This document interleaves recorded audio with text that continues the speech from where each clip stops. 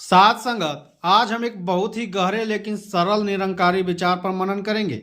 यह विचार हमें यह समझाता है कि हम कौन हैं, हमारा अधिकार क्या है और हमें अपने जीवन में क्या बनना है। बाबा जी एक बार सत्संग में बहुत सुंदर उदाहरण दिए थे। उन्होंने कहा, अगर किसी भिखारी को अचानक यह पता चल जाए कि वह किसी राजा का बेटा है तो क्या वह फिर भीख मांगना पसंद करेगा? नहीं साथ संगत, जब उसे यह पहचान मिल जाएगी कि वह राजा का पुत्र है तो वह भीख नहीं मांगेगा, बल्कि अपने पिता से अपने हक की बात करेगा। वह गर्व से कहेगा, मैं राजा का बेटा हूँ, यह मेरा अधिकार है। साथ संगत, इसी तरह हमें भी यह समझने की जरूरत है कि हम किसी साधारण सत्ता के संतान नहीं हैं, बल्कि उस मालिक निरंकार की संतान है जो पूरे संसार की रचयिता है।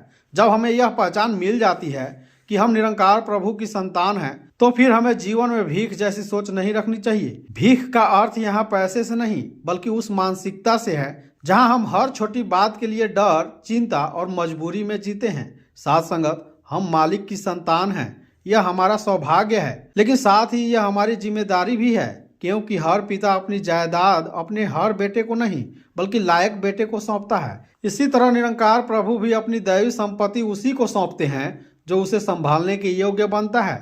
अब प्रश्न यह है, लायक कैसे बने? निरंकारी दृष्टि से लायक बनने का मार्ग बहुत सीधा है, लेकिन निरंतर अभ्यास मांगता है।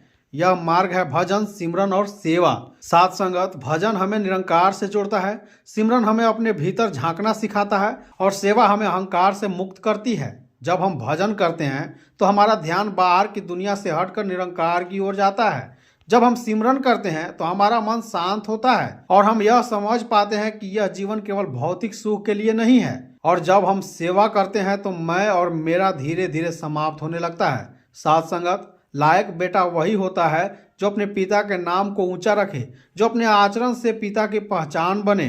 अगर हम कहते हैं कि हम निरंकार के हैं, लेकिन हमारे व्यवहार में क्रोध, अहंकार, द्वेष और छल है, तो हम केवल नाम के बेटे रह जाते हैं, लायक बेटे नहीं बन पाते।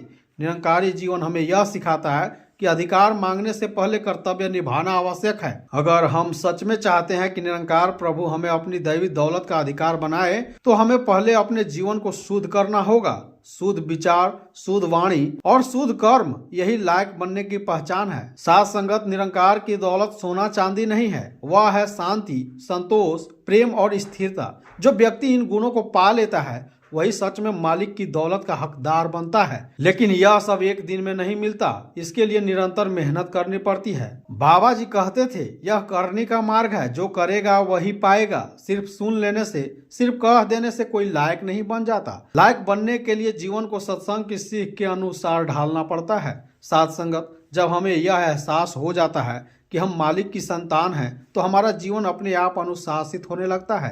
हम गलत रास्तों से बचते हैं क्योंकि हमें अपने पिता की मर्यादा का ध्यान रहता है। आइए आज हम सब यह संकल्प लें कि हम केवल मालिक की संतान कहलाने तक सीमित नहीं रहेंगे, बल्कि मालिक के लायक बेटे बनकर दिखाएंगे। हम भजन को जीवन का आधार बनाएंगे, सिमरन को अपनी आदत बनाएंगे और सेवा को अपने स्वभाव का हिस्सा बनाएंगे। तभी एक दिन निरंकार प्रभु हमें अपने फक्र से अपनी दौलत का अधिकार बनाएंगे। इसी भाव के साथ मैं अपने वाणी को विराम देता हूँ। साथ संगत, प्यार से कहना, धन निरंकार जी।